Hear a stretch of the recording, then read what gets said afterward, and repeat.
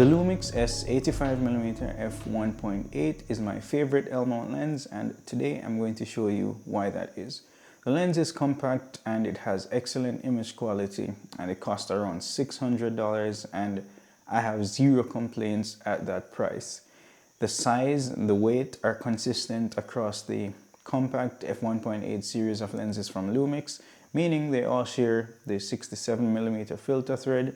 All made of plastic, they're all lightweight, easily balanced on a gimbal, optimized for video. You know, if you've held one of these lenses, you basically held all of them because they're that close, which is a good thing.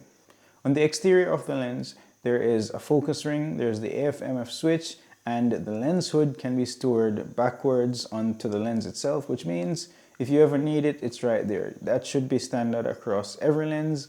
I don't know why some companies don't do it, but it is here and I appreciate it, even though I never really have to use that feature, but it's good to have. Moving on to image quality. I bought this lens as a bundle with my S5, and the first time I reviewed the image, I was instantly a believer.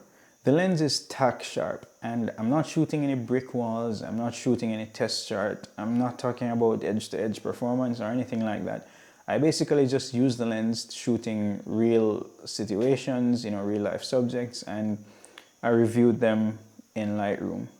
I think the Lumix 85mm strikes a nice balance between sharpness and image character. The contrast can sometimes be a little bit much in my opinion, but most people desire contrast, but I think for portraits, a slightly low contrast is more preferable. You know, it's more gentle on skin tones, especially dark skin and stuff like that. But I guess that's really nitpicking because, like I said, the overall image quality coming out of this is excellent, and I really have minor, if any, complaints.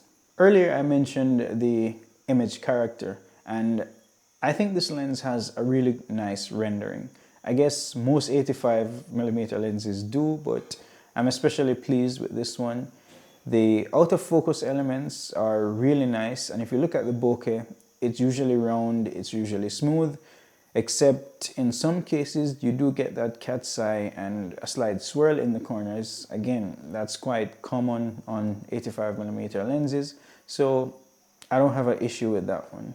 The minimum focus distance is 2.6 feet and the magnification is 0.13, so that's nowhere near macro territory. You're not getting macro shots with this, and it's not even that close, but it's about average for an 85mm. Despite this, I think this particular 85 is really good for close-up and detail shots. So if you're doing weddings, you're doing events, and you want to get that close-up perspective without going into a macro territory, I think this is a great option. And like I said, it also works wonders for portraits. So I'm going to drop some portrait samples on the screen throughout, and you can take a look at some of these examples. Alright, so just a few more things. Chromatic aberration and lens flare. I've never had an issue with chromatic aberration with this lens, not even once. But I know that Lumix does corrections in camera, so maybe it's being corrected well enough. Either way, it doesn't bother me. I'm not seeing it, so it's not an issue. And also, I mentioned there's the lens hood, and I never really needed it because this lens does a good job regarding lens flares. So whenever there's light coming directly into the lens, it has a nice bloominess, a slight haziness to it. It's not completely washed out and it doesn't ruin the image, but I find it quite pleasing. So again, that's something that might be personal and subjective, but I find it pleasing how it handles lens flares and light coming directly into the lens. Here are my final thoughts on the Lumix 85mm f1.8 lens. Most of these mirrorless manufacturers have started making premium f1.8 lenses. This is not like the DSLR era where the f1.8 lenses are cheap and they're just okay. This one is actually like very premium in terms of what you get compared to what you pay. And I think the best example of premium f1.8 lenses are the Nikon Z mount lenses. So This is right up there with them. Maybe slightly below in build quality, but the image quality coming out, it keeps up. And I never really feel like I need f1.4. I know there's the Sigma 85mm f1.4.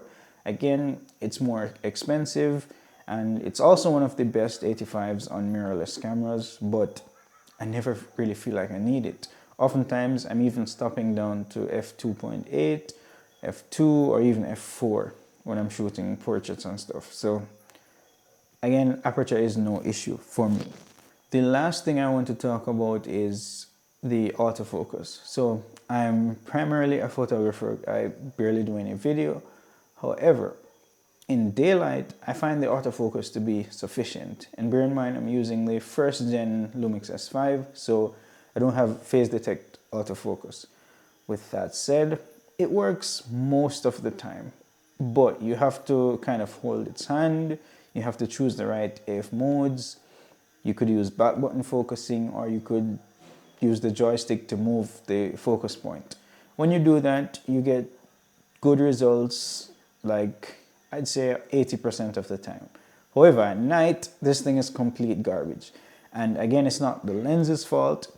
I am limited by the camera and not the lens. So if you're on a S5 II or S5 IIX or any newer camera with phase detect autofocus, then you're gonna have a much better time. So overall, for the price, I highly recommend this. In fact, I think Lumix bundling this with the S5 bodies is really smart, because this might be one of their best primes and they want to hook you right from the start. You know, once you buy your camera and the first lens, you're just going to get hooked with the image quality. Most companies would rather bundle the 50mm, but in my experience, that lens is not quite as good. And I'm going to drop a video about that one, and it's coming soon, so consider subscribing. Follow me on Instagram. I'm gonna put the link somewhere here. So I hope you enjoyed, and I'll see you next time. Thank you for watching.